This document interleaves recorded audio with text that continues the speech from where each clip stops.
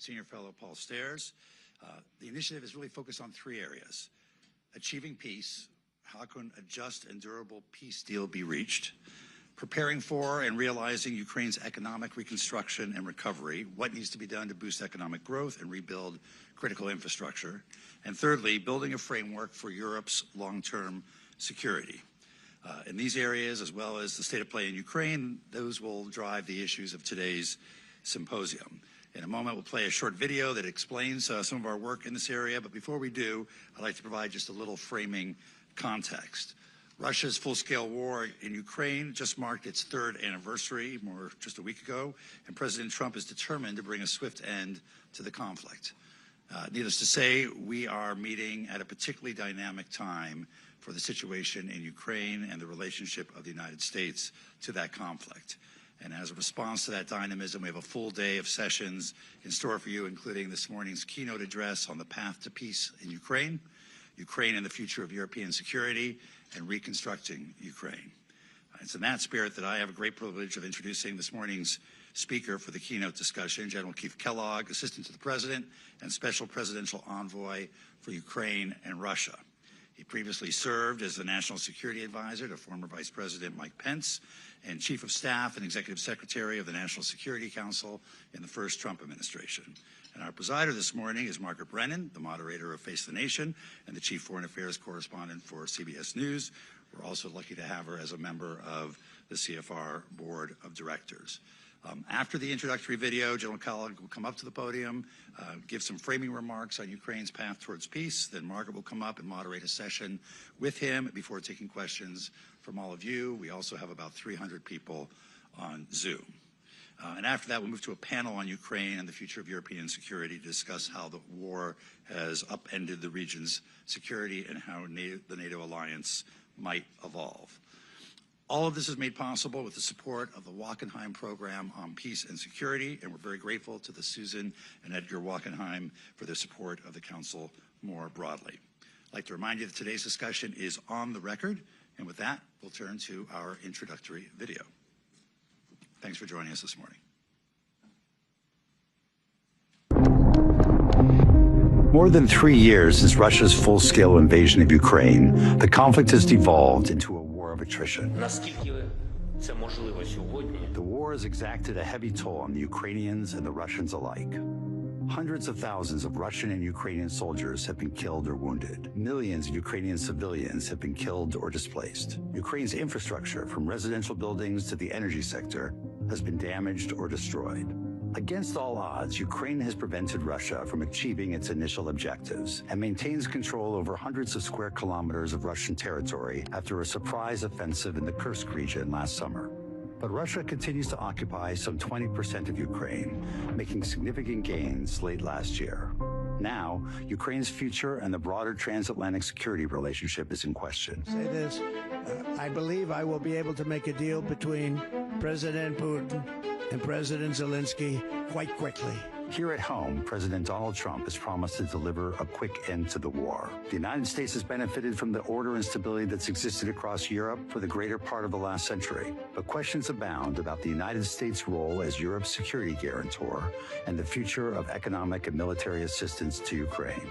At the same time, Europe has struggled to find its footing and step up to not only defend Ukraine, but provide for its own long-term security. A secure, sovereign, and prosperous Ukraine grounded in the West is in our interests. Losing Ukraine would undercut the strength of the transatlantic alliance and encourage adversaries to take actions against U.S. partners. It would also mark the first victory for the emerging axis of autocracies. There's never been a more critical time to inform U.S. engagement on Ukraine than now. That's why we've launched the Council's special initiative on securing Ukraine's future, led by Senior Fellow Paul Stairs, to analyze the various challenges the U.S., Europe, and Ukraine must overcome to end the war. The initiative focuses its efforts on the following issues: achieving peace. How can a just and durable peace deal be reached? What are the necessary conditions for all parties? How can the United States best facilitate that peace? Preparing for and realizing Ukraine's reconstruction and economic recovery. What does Ukraine need to boost its economic growth and rebuild its critical infrastructure? How can this be achieved? What external support is needed? building a framework for Europe's long-term security. How can Ukraine be integrated into the European framework? What does Europe need to do to deter Russian aggression in the future? What will the U.S. role be in the continent's security architecture? Since its inception in 2024, the Special Initiative has convened meetings with top experts and policy officials and commissioned actionable policy reports that provide innovative solutions for the conflict's most complex challenges. We've already seen the direct impact of our work. In 2025, we plan to continue this momentum. Securing Ukraine's future is not just about strategizing an end to the war within the next 12 months. It requires looking past the cessation of hostilities to tackle the long-term economic and security challenges for Ukraine, Europe, and the United States. In the months and years ahead, we hope you'll engage with us on this effort.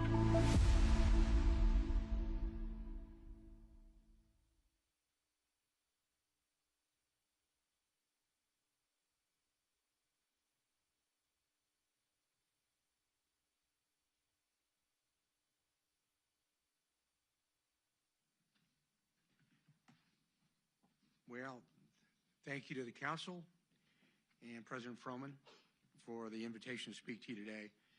And thank you to the audience for joining this conversation. I see some friends in the audience that have been here before, Elliot, Doug, the rest of the team out there. And today I think we're going to be discussing what is arguably the most complex foreign policy challenge the administration is faced with, and that's ending the Russian-Ukraine war, the largest war in Europe since the end of World War II. President Trump recognizes this and has acknowledged the gravity and complexity of bringing peace to this war. In a December press conference at Mar-a-Lago, President Trump remarked that ending the Russia-Ukraine war would be, quote, even more difficult than resolving the ongoing Israeli-Hamas war and the turmoil in the Middle East, end quote. President Trump's assessment is well-founded. The Russia-Ukraine war has become the largest land war in Europe since World War II. The death and destruction is what could be called industrial grade. After 3 years of war, combined casualties on both sides have surpassed 1 million individuals. Think of it this way.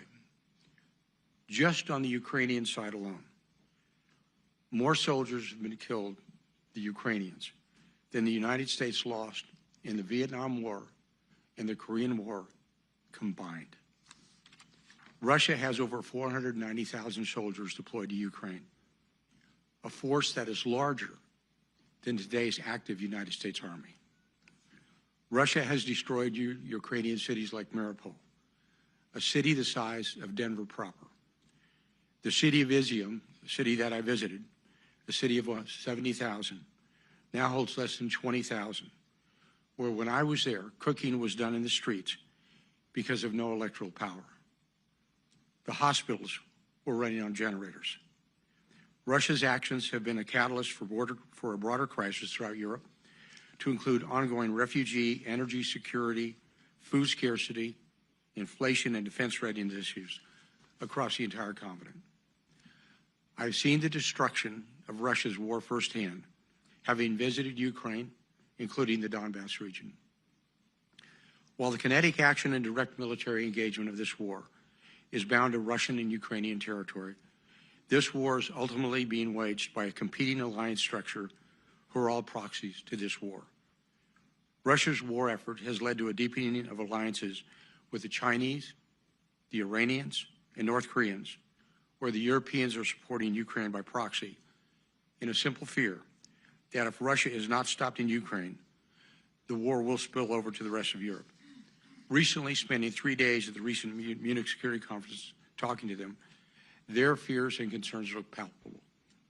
So when we discuss the complexities of ending this war, it comes from an understanding that bringing this war to a conclusion not only requires mitigating the root causes of the Russia-Ukraine war itself, but it ultimately entails the United States and European allies confronting a global adversarial alliance structure. Our allies in Europe claim they will pick up any slack in support, but also openly proclaim that the United States must be involved. In this foreign policy crisis, President Trump has been clear that the United States' primary objective in this war is to stop the killing and get both sides to the table and implement an enduring peace structure. America has funded this war with over $170 billion. This year alone, with the most recent tranche of over $60 billion, is an amount larger than we funded the United States Marine Corps this year. Donald J. Trump is a peacemaker, and he is a president of peace.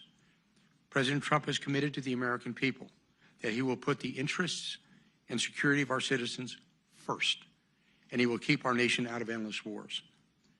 You know, I'm reminded of what Professor Paul Kennedy from Yale University wrote in a seminal work, The Rise and Fall of the Great Powers. When he noted that great powers historically fail when they involve themselves in strategic overreach. He called it imperial overreach. But I'll make it simple so you don't have to buy the book. When a nation is concerned about filling somebody else's potholes, then their own potholes, they fail. Ushering in peace between nation states was the legacy of his first administration. And this is the same mission he is bringing into the second administration and towards this war. This war did not start on Donald Trump's watch. I believe he's absolutely right. It would not have started if he was in office, and the strategy of the previous administrations, as much as it takes, as long as it takes, to me, was not a strategy, but a simple bumper sticker. Despite the past, President Trump is working hard to bring a peaceful resolution to this war. You can see the high priority he is placing on this goal when you look at how many senior individuals he has asked to pitch in and help negotiate peace, from Marco Rubio to Howard Lutnick, to Scott Bessler, to me, to Mike Waltz. He has worked out more in the last 45 days than we saw in the previous years. And we've only been at it for 45 days. But we already have teams in Moscow and in Kyiv. And we all want the same thing. We are working as a team to explore every avenue we can for peace. But as we know, and as this administration knows, peace is only possible through strength, which brings us to where we are today. How the Trump administration is deploying strength in this urgent moment to bring a peaceful resolution to this devastating war. To start, President Trump's America First approach towards engagement abroad is a driving force behind this administration's approach to the war, which is notably different than the preceding administration and the broader U.S. foreign policy establishment and status quo approach to the U.S. national security apparatus. President Trump has already engaged President Putin. He's engaged President Zelensky. We have found from previous approaches, you cannot avoid talking to your adversaries or friends alike. President Trump has elevated the United States priority as bringing peace to both sides rather than framing this war as one side winning over the other, an approach would only serve to drag America into an endless proxy war to the detriment of our own national security interests. When President Trump was asked in a May 2023 town hall if he wanted, quote, Ukraine or Russia to win this war, he responded by saying, I just want everybody to stop dying. This statement was not only a public commitment to peace and a commitment to keep our nation out of an endless war, but it was a proactive signal that the United States would serve as a positive force in bringing a resolution to this conflict. We saw this very approach towards that war play out in the recent Oval Office meeting between Presidents Trump and Zelensky last Friday. And I had a ringside seat, standing right behind the Vice President and Secretary Rubio. What happened was two nation-state leaders coming into a meeting with objectives that were clearly not in alignment with one another. And there was a disconnect publicly between the goals of the two administrations. President Zelensky approached this engagement with President Trump as an effort to get the United States to co-sign on the U.S. to continually funding Ukraine to give Ukraine an advantage over Russia. President Zelensky clearly wanted President Trump to side publicly with the United States against Russia. It would have negated an objective interlocutor role. President Trump, however, was not approaching as a matter of one side gaining an advantage over the other, but was instead focused on peace, stating, quote, President Zelensky is not ready for peace if America is involved because he believes our involvement gives him a big advantage in negotiations. I don't want advantage. I want peace, end quote. There is the human cost of this war, which deeply resonates with President Trump. The casualties of this war have surpassed 1 million. And on an average, this war is costing an average of 600 soldiers killed in action per day. Short of U.S. efforts to end this war and stopping the killing, Ukraine is quickly approaching the lost generation. That is a term that Britain used and experienced from the bloody trench warfare in World War I. Just about a year ago, at this time, I was with President Trump as we traveled on a campaign trip to Iowa, and we discussed the war.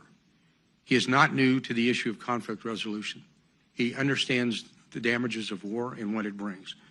And I just returned from Ukraine, where I did a visit to a Ukrainian military hospital in Irpin, where you see physically the toll that this prolonged war has had on the Ukrainian soldiers. One item became very clear: is the urgent need to stop the killing. The visit to Irpin, one that treats soldiers with combat-related amputations, was both uplifting and depressing. Uplifting in seeing soldiers recovering from grievous injuries with a positive attitude, yet at the same time depressing because their physical losses were absolutely catastrophic. This is where President Trump is coming from. He sees the war from both a human dimension and from an American strategic view. There is also a broader strategy at play in President Trump's approach to this war that is informed by the realization that the United States needs to reset relations with Russia. Not engaging with both allies and adversaries is essential in diplomacy. In the previous administration, a mistaken approach was taken in which the United States failed to engage with Russia and leveraged strong diplomacy coupled with credible deterrence to end the war. Nation-state leaders, particularly during times of war, have a primary duty to engage in direct diplomacy with each other and exhaust every lever of statecraft to resolve conflicts and keep our nation out of endless wars. For the President of the United States to not engage with a leader at war has had immense ramifications for our national security. The continued isolation and lack of engagement with the Russians as the war in Ukraine continued is no longer a viable or a sustainable strategy, and is certainly not a responsible approach diplomatically for the United States to continue. These reasons, the human cost of this war, the need to reset relations with Russia to secure Americans' vital national interest, and ultimately to stop U.S. entanglement in an endless proxy war are the driving reasons why President Trump's approach and the framing of this war is distinct from the broader conventional approach that we see publicly to the war. So what you are seeing now and what you are witnessing are urgent efforts by the Trump administration to bring both sides to the table in order to get to a peace settlement. And bringing both sides to the table means applying pressure points and incentives, sticks and carrots, on both sides to get them to the table and agree to peace terms. There are aggressive movements from the administration underway to apply pressure points towards the Russians, and obviously to the Ukrainians as well. The seizing of frozen Russian sovereign assets to rebuild and rearm Ukraine, maximum pressure sanctions on Russian energy, are a few of the tools the President is leveraging to get Russia to a peace deal. Look at the current sanctions, especially against the shadow fleet that carries 70% of the oil, illicit oil, that comes out of Russia. We sanctioned those vessels by name. 70% of that oil comes through the Baltic Sea.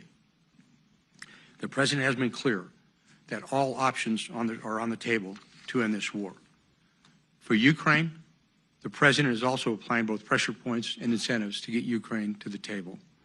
The critical minerals deal is an important part of this effort to get Ukraine to the table.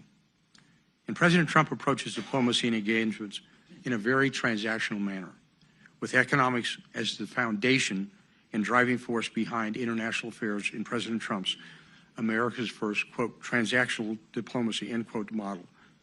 The transactional diplomacy approach is why in his discussions with foreign leaders is the first question to them is often to ask, as I found the very first time we were in the cabinet room when a foreign official came in, the comment was, quote, what is the trade imbalance between our two nations? That is the same underpinning of the proposed critical minerals deal between the United States and Ukraine.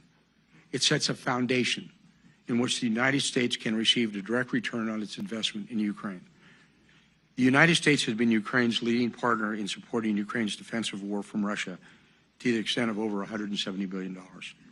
This deal, the critical minerals deal, in one sense, is a mechanism in which the American taxpayer can begin to be recuperated from the costly financial sustainment of this war.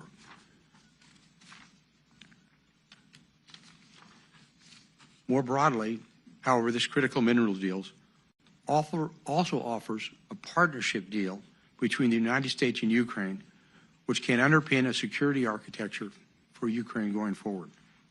If the United States has direct economic interest in Ukraine, then the United States has a direct and vested interest to protect its economic interests as well, which serves, in fact, as a de facto guarantee, a security guarantee for Ukraine. You will continue to see strong efforts from the United States to bring both sides to the table in order to reach an enduring and sustainable peace effort. We are at the early stages, and very candidly, the road will be bumpy. All peace negotiations are. But failure to end this war, now over 3 years old, could be consequential, not just in Europe, but the world as well. And thank you for having me, and I await your questions and the discussions.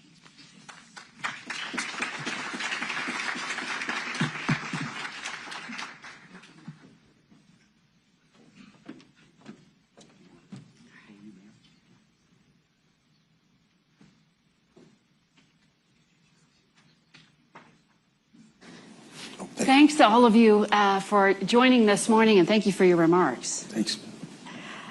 For all of you here, we're going to have about 25 minutes of conversation before we open it up to questions from all of you. So this meeting is on the record, and I see my fellow reporters in the gathering here.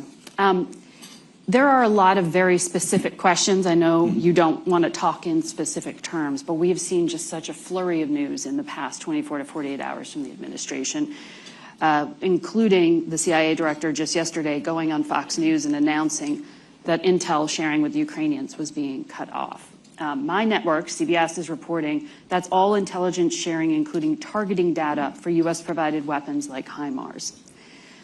There is some defensive intelligence being allowed for Ukrainians to protect themselves. Last night, European Command also issued a statement to CBS saying that there is a pause to security assistance to Ukraine, including what was already in train from the Biden administration. So that's on top of the pause of the $3.85 billion that President Trump just issued. What is the intention here? What is the specific ask that Ukraine has to deliver on for all of this to be lifted? Margaret, I believe, and thanks for the question, I believe the push is to get them to engage in diplomatic activities, give us their, for lack of a better term, their term sheet, to get this to the table and say this is an approach to going forward. We know that both sides are going to have disagreements and agreements as well. So I think it's like a forcing function that you want to get there. It's sort of like, the Russians may say, well, for you to get involved in the talks, we want you to sell us Alaska back. That probably won't happen. But the same thing is going to be with the Ukrainians. So it's more of anything. It's a forcing function to get to the realization that we want to go to a peace discussion, a peace deal. Look, my experience in the reading of history and studying the Russian war. In fact, there's a great book by Russian War by a guy named Alexander Wirth that it comes right down to it. The one thing you never want to do with the Russians is get into an attrition war. I mean, this is the same nation that in World War II lost 70,000 troops dead in Stalingrad in 6 months and continued to fight. So you have to kind of think about how do they look, how do we want to go to, and you don't want to get into a war like that. So again, bottom line, it's a forcing function to get them to the table. But that's a pretty major concession to Russia to constrain Ukraine's ability to target and hit Russian forces. This pressure really seems to be directly impacting potentially what they can do on the battlefield. Yeah, but this is one of those, very candidly, they brought it on themselves, the Ukrainians. What I mean by that, look, when we were in the Oval Office last week on Friday, and I'll kind of give you the background a little bit of it. When we talked with President Zelensky before that meeting, there were 13 U.S. senators at Hay Adams. And we said, okay, this is like stage managing. This is what you want to say. It's basically going to come in. We have a precious metals deal. You're going to sign the deal. You're going to have lunch, have a press conference, exit stage right, and you're good to go. We continue to go. What happened became a very combative press conference that went on for almost, 50 minutes. That caught everybody a little bit by surprise. I was right there. And I think what happened is everybody said, wait a second, this is not what we thought this was going to be. You don't negotiate peace discussions in public. You don't try to challenge the President of the United States in the Oval Office that, in fact, you need to side with me and not the Russians. You don't become an independent interlocutor if you look at something like that. And he was forewarned. It's not like President Zelensky was not made aware that this is what we wanted out of the Ukrainians, to basically say, go here, it sets the next stage, it opens up, it goes forward. So I don't blame the President of the United States at all. I think he made a decision, as he is the Commander-in-Chief under Article 2, Section 2, that he wanted to do. And it's sort of like saying, okay, this is where you want to go, we're going to play it real politics. So President Zelensky has at least twice now said, though, that he is willing to sign that deal, that he left the White House without signing after he was kicked out. He's also offered some public remarks that seem somewhat contrite, conciliatory. What does he need to do to turn the intelligence and weapons back on? Or is that off the table entirely? Is the U.S. position now that we do not support Ukrainian military operations against Russia? No, look, I'll give the second part of the question first. Look what President Trump said in the State of the Union. He was very magnanimous. He was very magnanimous in the Oval Office. And it's very clearly, he's going to, basically there's a pause. He didn't say it was over. He said it was a pause.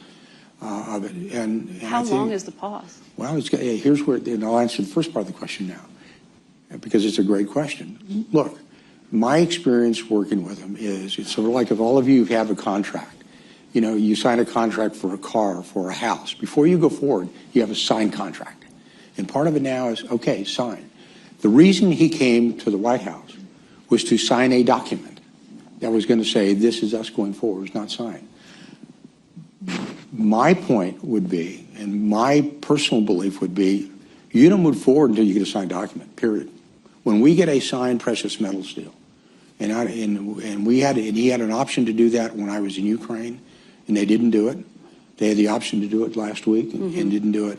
I wouldn't do anything until we said signed document. But he's offering to do it. Pardon? He is offering publicly, at least, to do it. There's a difference between offering to do it and doing it. What's the holdup now? Sign the document. Can he docu-sign it? Can he email it? These things? That's a great question. Because that seems pretty quick to resolve. But it's like, if he was going to sign it, it was Secretary of State Marco Rubio. He's the chief diplomat in Sibilia from Ukraine, or is it, Is that where we are now? It's the protocol that's being negotiated? I think the protocol is you sign a document, and once you sign the document that you want to go forward, that you're serious about it, then I think you can move forward. And I think we've seen too many, starts and misses as we go forward on this. And I think that's part of the issue, is how serious are you to get to peace discussions? And you look at the public comments and you look at the private discussions, and it's one of those, this is over to you. You figure it out. By the way, this is not something that is unusual. When I was in Kyiv 2 weeks ago, I was very clear to President Zelensky the outcome if we didn't have a signed agreement. I was blunt and clear that this was a thing that could have happened. Sometimes, and I will be very honest with you, some people always misread the room with President Trump. And you better understand when you play with President Trump where he's going to, and what he's, when he goes for some type of a deal. And what happened is President Zelensky, he misread the room last Friday, and I think he misread what I was telling him when I was in Kyiv as well. That sounds personal at this point rather than strategic. No, well, I think it is strategic. It's not personal at all.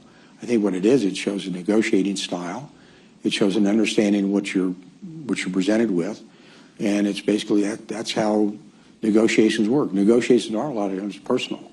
I mean, when you go back historically, when you look at negotiations, how they've been solved, they are done personally. Go back to what happened in the Treaty of Portsmouth with Teddy Roosevelt between then the Russians and the Japanese. It was his personal involvement on a personal level that caused the Treaty of Portsmouth to eventually be signed. And I look at it, when you look, I don't care if it's Henry Kissinger and Lee Ducteau or whoever's out there, they're always personal, but I think there's underlying themes behind them. But to be clear, once we get through the protocol and the signing of this economic agreement, which is what the Treasury Secretary calls it, not a minerals deal, does the intelligence switch back on? That's up to the President of the United States. So it's not necessarily do this and this is the result. No, it's up to the President of the United States. I am not the President. I didn't get a single electoral college vote. It's up to the President. And he's the Commander-in-Chief and he's the President. And I would never, ever speak for the President. It's going to be his call. Well, I'm asking that because it's confusing, frankly. I had the Treasury Secretary on Face the Nation on Sunday, and he had previously described the minerals and economic deal. He said, I was wrong when I called it minerals deal. He said it's an economic partnership deal. But he said that initially was a building block towards peace. After the Oval Office confrontation, he said, now we need peace before we see the economic deal. That was Sunday. I know things change really quickly, and there are a lot of cooks in the kitchen. But what is the position now?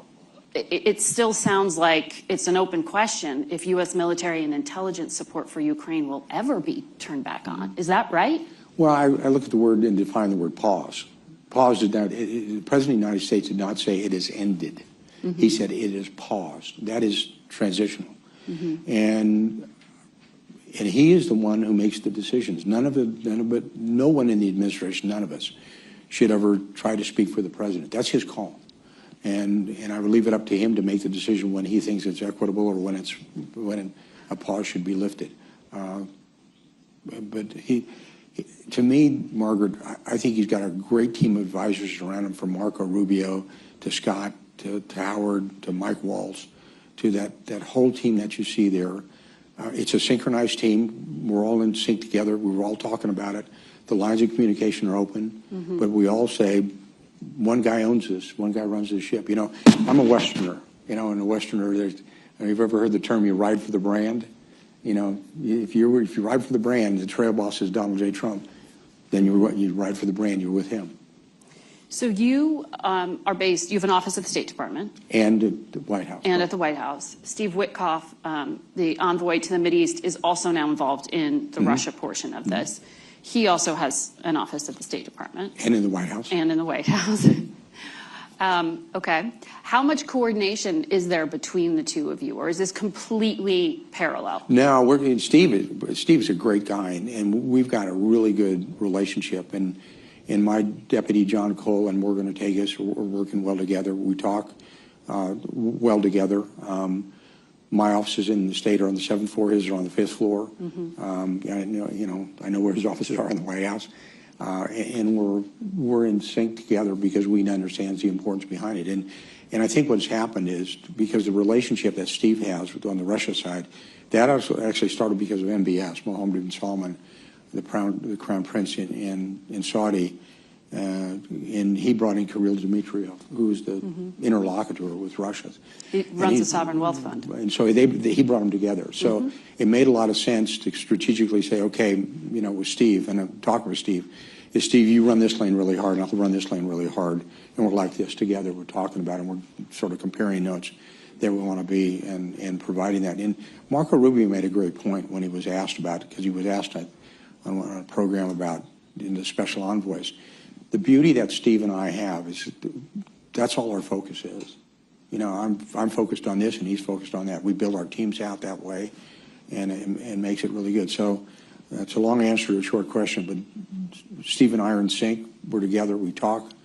We're on speed dial with each other, and our messages are basically coordinated.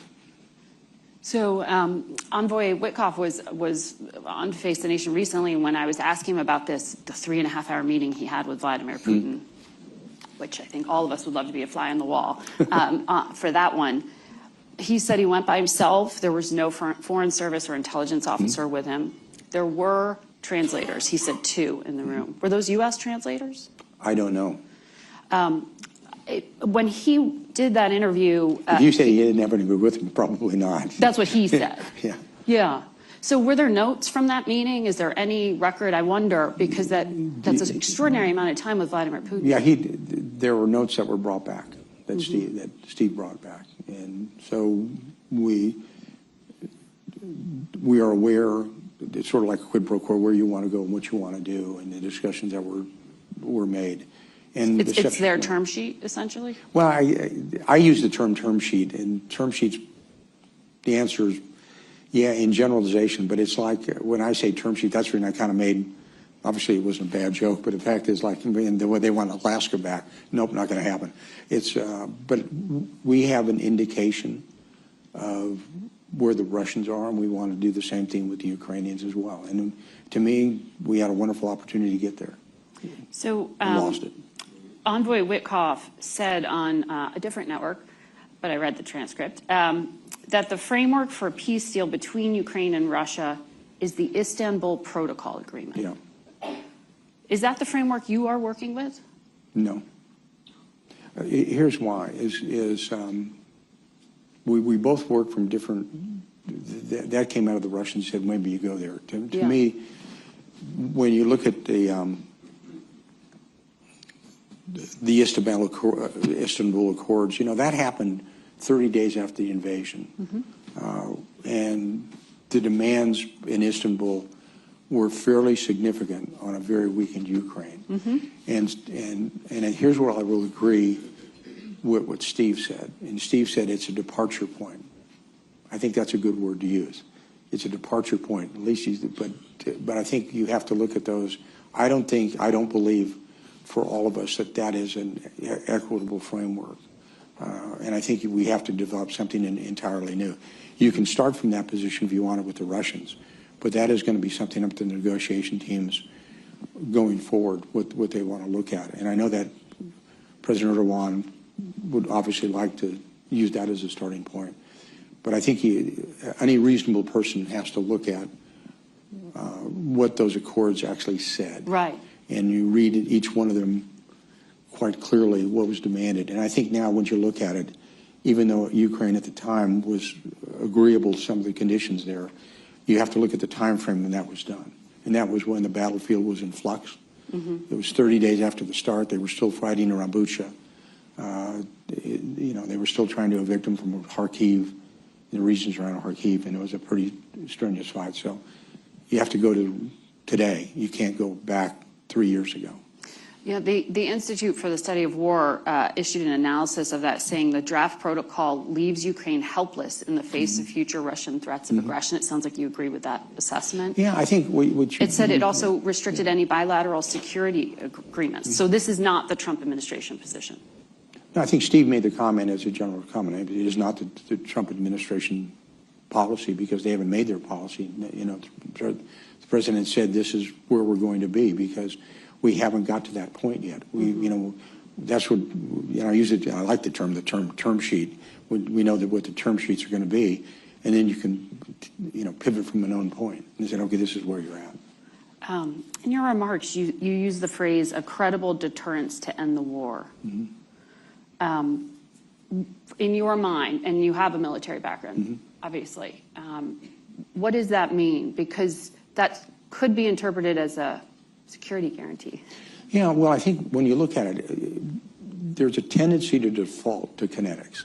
When you talk about a security guarantee, that means 50,000 or 100,000 or 80,000 troops right on the border, right on the line of contact. It is more complete than that. I think you have to look at it when you talk about security guarantees. It's not only the kinetic piece, the military piece, which is clearly important, but it's also the economic piece, the sanctions. What are you doing with the frozen Russian assets? There's $300 billion in Belgium right now. What are you going to use those with? And primarily, that's oligarchs' money. Do you want to seize that? Pardon? Do you want to seize that? I think you have to have that President Putin needs to understand those assets that can't be seized as long as the Europeans are willing to do it. And that's going to be up to the Belgians to want to do that. But it's also diplomatic as well. And I think part of this process it's an unusual process in the sense that we were not confronted with this 4 years ago.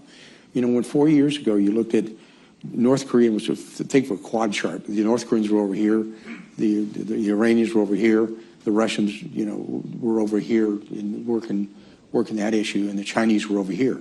Well, now they're all together, and they're all together. You actually got a peace, a defense arrangement between the Russians and the North Koreans. North Koreans are fighting outside of Kursk right now. I mean, conceptually, you could see that if there's a war in the Korean Peninsula where over 20,000 U.S. troops are, you could see Russian troops fighting because that's part of the agreement. And I said, we weren't confronted with that 4 years. It's a brand new arrangement. And so what President Trump did before is he kept them all segmented. It's sort of like the game of whack-a-mole. That every time a mole would come up, you whack it down. Well, all the moles came up. And now we've got to figure, okay, how do we deal with it? Nestor made the comment about geostrategically. This is not just a European problem. This is a global problem. And I think we have to approach it that way as well. You can't just isolate Europe. So that's going to be the issues going forward, and I think the president appreciates that. And it's something that we appreciate. Steve does, I do, Secretary of State Rubio does as well. That we've got to manage this, stage manage this in a way that protects U.S. equities into the future. So does credible deterrence mean that the Trump administration would backstop European peacekeeping forces? That came up in the Oval with the Prime Minister of the UK, and it wasn't clear what the U.S. answer was. Well, I think that's part of the discussion we're having with the Europeans as well. When you talk about what does backstop look like, define your terms. You know, I think back in my Jesuit education days when I had professors that always define your terms, I said, that's going to be important. What does it mean? But the Europeans were very clear when I was in Munich. They said, we support Ukraine as long as you're there. And said, well, what does that mean? So I think that's the reason you have to, the diplomatic side, with the presidents and prime ministers and chancellors of Europe, what does that look like? The economic side, what do sanctions look like? What is frozen assets, whatever it's going to be? And then we also look at the military side as well. Look, I made that comment a minute ago. It's pretty interesting to me when you look at it and isolate it to one issue. When you look about the sanctions the U.S. put on, we actually sanctioned the Shadow Fleet by hull. Sorry, the Shadow Fleet, are you talking about the sanctions on Iran? No, the Shadow Fleet was the fleet that carries the illicit oil coming out of Ukraine that's going to some of our allies out there, like India. From Russia. From Russia. And 70% of the illicit oil is, in fact, going through the Baltics on that fleet. We have sanctioned each individual ship by name, USS Kellogg, USS Smith, whatever it is out there. In 2018, 2019, we did something very similar with the North Koreans. We actually sanctioned their fleet that was moving coal from Korea to China. And we used U.S. Coast Guard assets. And we've got 10 world-class cutters that can do that. You actually start interdicting the fleet, and there's ways to do that with the allies. And you start setting that down. And those are kind of things that you do economically that would really make everybody understand, stand up and say, okay, they're serious about this. Bring them to the table. This is what you're going to do. But those are the kind of options that we have to have. So is putting further sanctions on Russia an option at this point? Well, because we haven't heard, at least, that they've been offering any concessions. You know, Margaret, it's not so much more options, it's the enforcement of the options. I think what's happened when you look at, if you ranked order the sanctions, I think if it was between 1 to 10, we're probably at a 7. The problem is with enforcement, we're probably at a 3. And so that's where I keep going back to that one to kind of make a point. If you're serious about the sanctions and you do it, not only the Russian sovereign assets, but there's other things that you can do if you want to do it as allies to do it. And by the way, some of the allies are actually doing that in the Baltics. They're actually intercepting some of those vessels. Now, people come out and say, well, there's international laws, there's international rules, and it's, but you can seize or board some of those vessels to kind of make the point. So the sanctions are there. I think the most important thing is the enforcement of the sanctions, not necessarily the sanctions themselves. You think the Trump administration needs to enforce sanctions against Russia more strongly, or you're saying other countries? I think we recognize the opportunity to do so, and I would remind everybody, the war's been going on for 3 years. We've been in office for 45 days. You know, kind of okay. We kind of know where we're at. We're trying to figure it out. This is where we're going. I want to take some questions from those in the audience as well.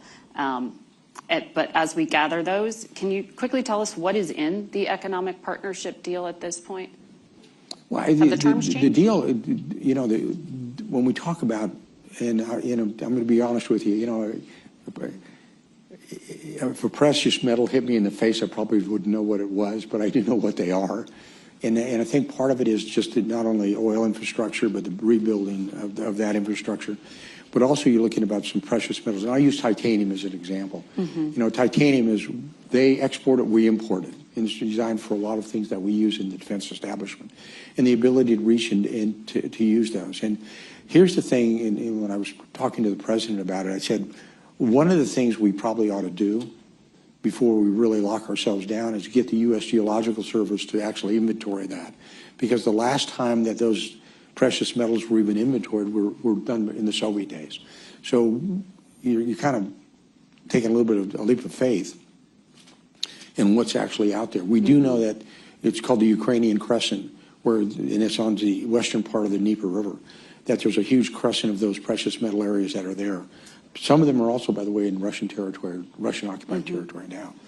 And part of it, I think the most important is, it's an economic security deal.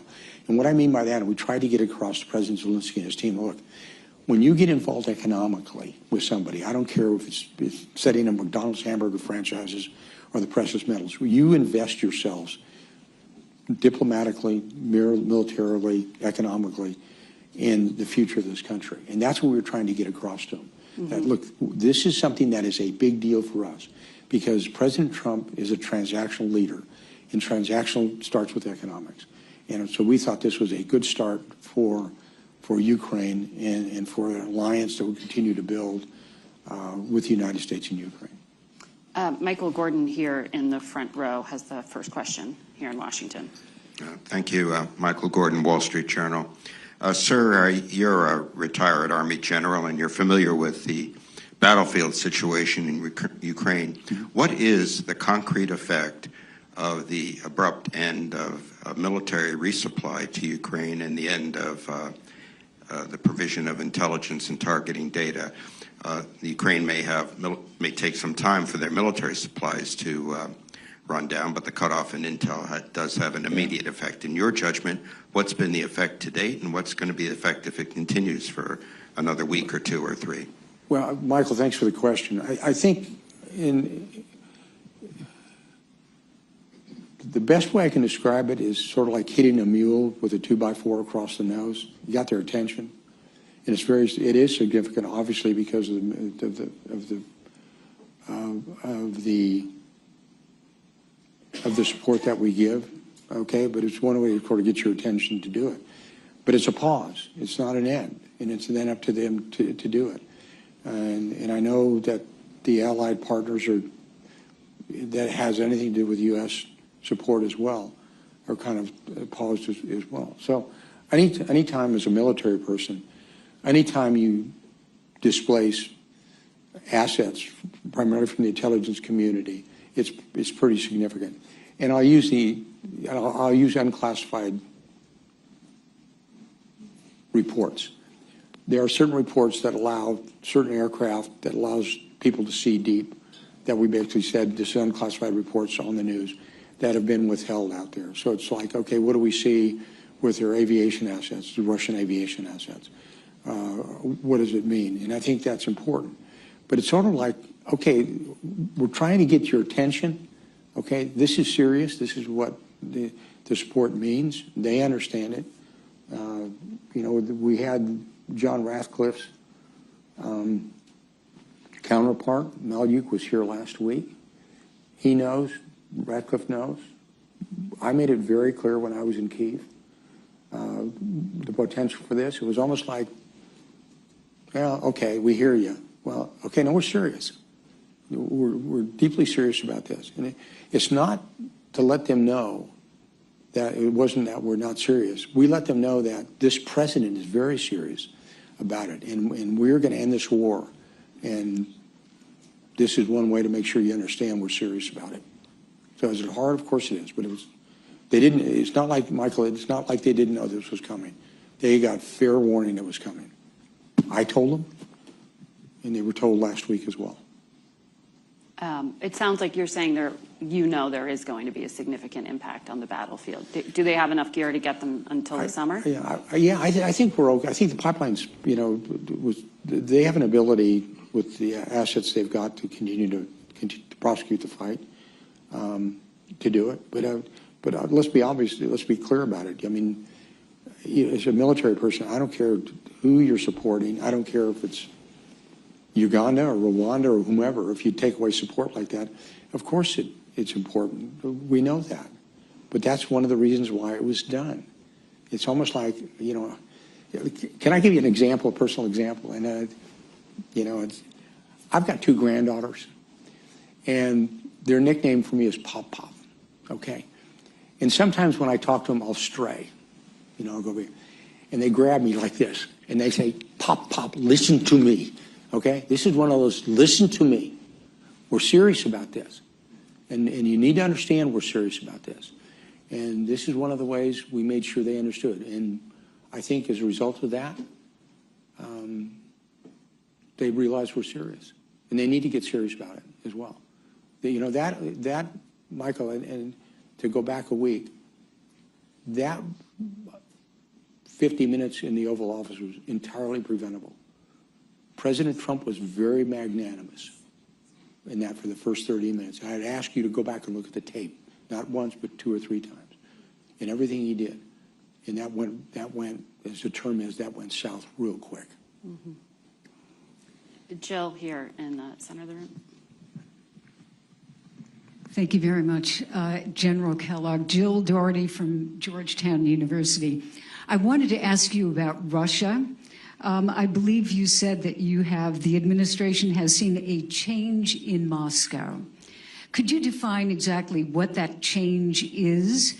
Because at least publicly, it appears that President Putin has the same demands now that he had 3 years ago, which would be essentially territory. They keep what they've got, even if they don't hold it. Zelensky goes, and no NATO. And there are probably others. But can you tell us specifically what is the change in Moscow? Yeah, that's it's a great question, because I think what you want to do, you have to,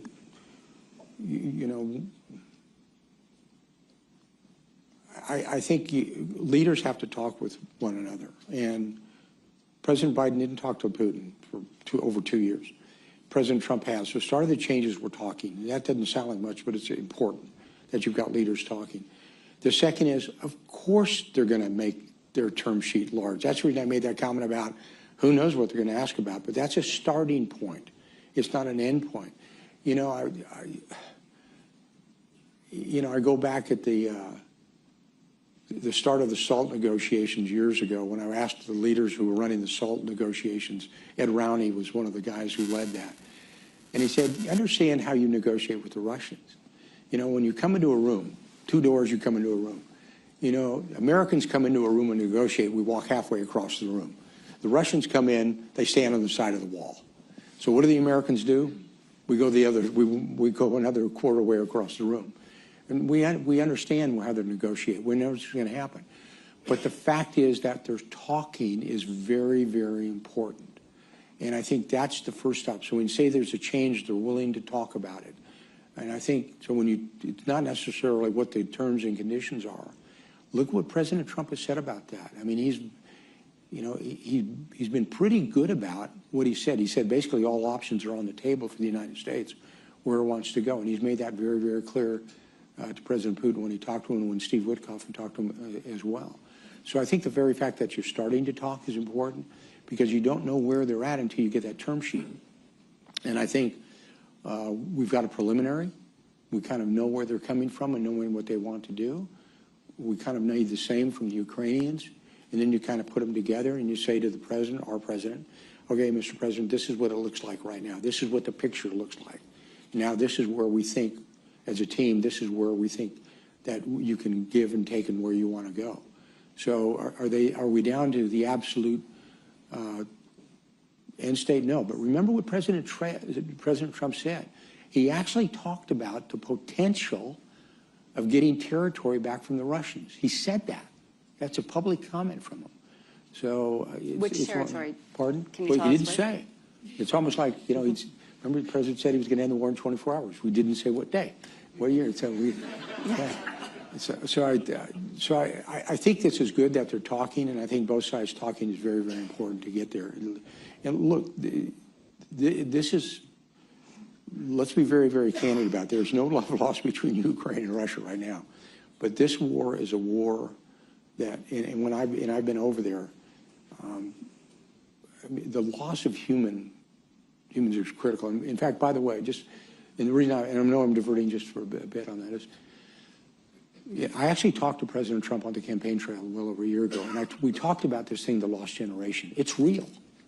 If you look at the demographics of Ukraine, I can show you where the demographics on the loss of military-aged men, at this time 25 to 35 years old, has gone down considerably.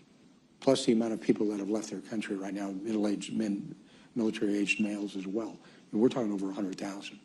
And so the Brits still feel that. They still talk about the lost generation. We don't want Ukraine to be in that position where you've got a lost generation. But again, it's a long answer to a short question. The fact is, we're kind of getting the broad parameters of where the Russians are looking at, what they want to do. The president will see that. But you got to get both. You got to say, okay, this is what it looks like. Okay, this is the ground view. And then put it together and say, okay, where do you think this is going to go from both sides? And we expect the Russians to be here. We expect the Ukrainians to be here. We want them to be here in this to end this war. And there's long-term benefits for everybody, for not only the stability of Europe, but it's for us to, at a geostrategic level, it's a chance to break up this axis that we currently see that is global in nature, which is a real threat to the United States of America. Carrie had a virtual question, I think. We'll take the next question from Stephen Pfeiffer. Thanks very much, General, for the discussion here. Steve Pfeiffer, I'm affiliated with Stanford University and a former American ambassador to Ukraine. Sir, you talked about carrots and sticks. It does seem like the United States is applying some very heavy sticks against Ukraine with the cutoff of intelligence and the suspension of arms. Can you talk a little bit more, though, about the sticks we're applying on Russia? Because at least publicly, the Russians seem to be the much more recalcitrant party with a very inflexible negotiating position. You mentioned sanctions on shadow tankers.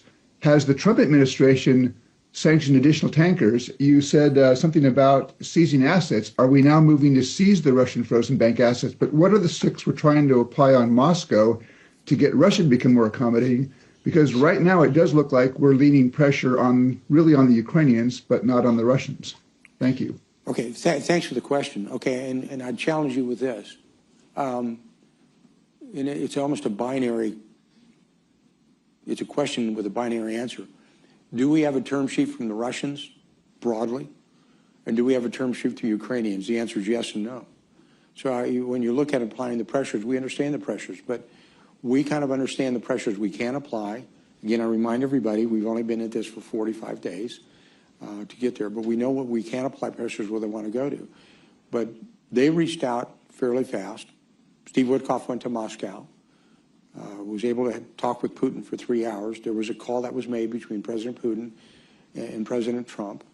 And we offered, when you talk about the pressures, the fact is, when the Ukrainians came last week, they had an invitation to sign a document in the Oval Office, have lunch with, they came to Washington, D.C., had that invite, and frankly, walked out of here with nothing. So I challenge your notion about who's being more reasonable right now, because when you look at what is happening, I don't see it the same way. I think that we're going to get there. I think the options are to apply more pressures. I think that's good. I don't think it's been done. But I think the opportunity is there to do it, and that's going to be up to the President of the United States. Okay. Do we have time for one more, Carrie? Okay. I'm getting a wrap on time up here.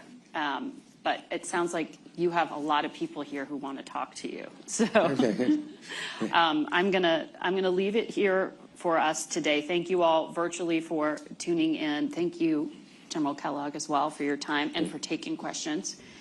The video and transcript of the symposium will be posted on CFR's website, and you can join for Session 2, Ukraine and the Future of European Security, beginning 15 minutes from now.